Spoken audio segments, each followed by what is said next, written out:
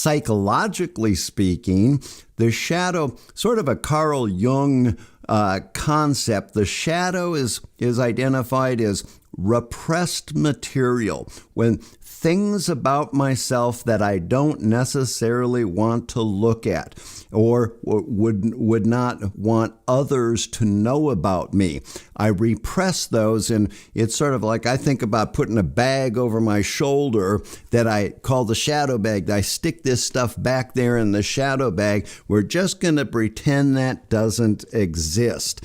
And the theory behind shadow work is that the longer we disregard that, the more that it builds up, and eventually it starts spilling over and it comes out in what we might be identified as unwanted outbursts, or it leaks out in certain ways that the people around us are certainly aware of, but we might not be aware ourselves of how we're coming across to other people. A great example that I use for this, some of you might be old enough to remember, I guess maybe it was in the 80s when Dana Carvey was on Saturday Night Live. They did a skit once where he played a character called Massive Head Wound Harry.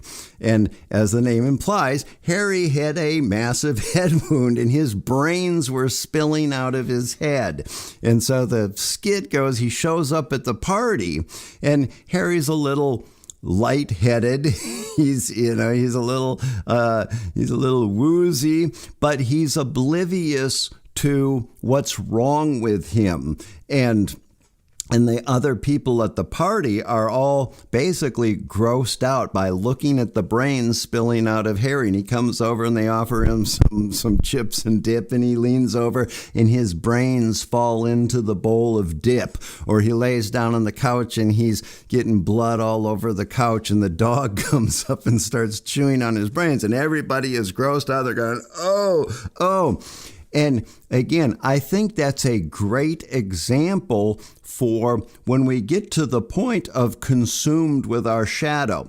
And to tie this into addiction and recovery, I believe that the addict who's consumed in the throes of their addiction, hitting bottom in our addiction, I think that person is consumed with a shadow. And I can just speak for myself. Whenever I talk about this, I go to picturing what I must have looked like in 1988 when I arrived at treatment, what I looked like to those staff workers that received me into the treatment center. And I was consumed with my shadow in the throes of my addiction. And it's not that I looked terrible. I wasn't emaciated and in awful shape.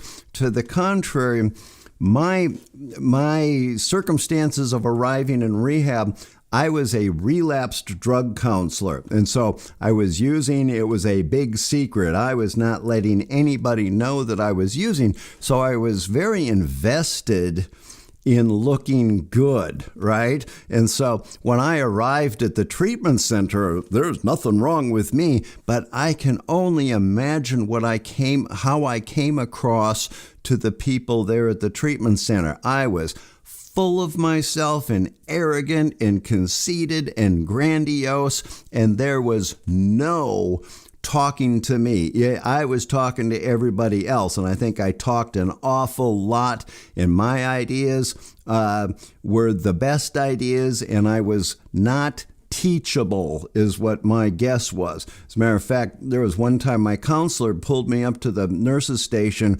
and I don't know why at the time it didn't quite register why he was doing this, but he pulled out my chart, and they take your picture, when they check you in, and he showed me, he wanted me to look at my picture, and he pointed, see, look at you, there I am. Nothing wrong with you. He was sort of making fun or illuminating the fact that how defended I was, but I think that was in response to him being in the presence of my shadow. Like, this guy is gross, like Massive Head Wound Harry. I'm going to pull up my slide here that has our quote here, "He who flies closest to the light casts the biggest shadow." Again, I was in the depths of my addiction. My totally consumed with my shadow. Dishonest, character defects galore.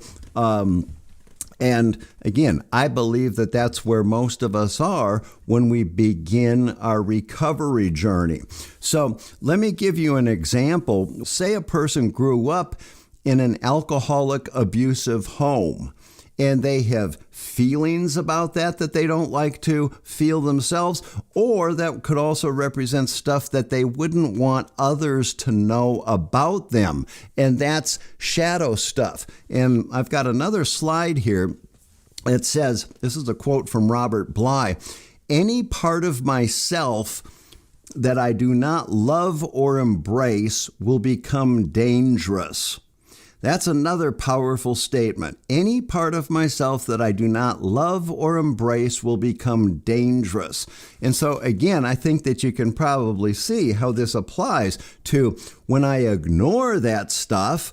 So many of us end up in treatment after, years of addiction, and we start doing therapy and we start, digging into our upbringing and what kind of secrets are we avoiding dealing with, and how has that been coming out, or how has that become dangerous to myself by not embracing those parts of myself, right? Here's the ultimate lesson in this is that I can love myself, warts and all.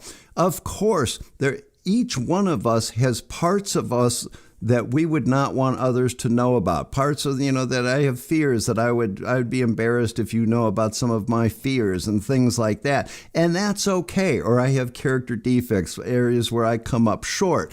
Again, that's okay. But the only thing, you shouldn't say it this way, that's not okay is if I ignore it.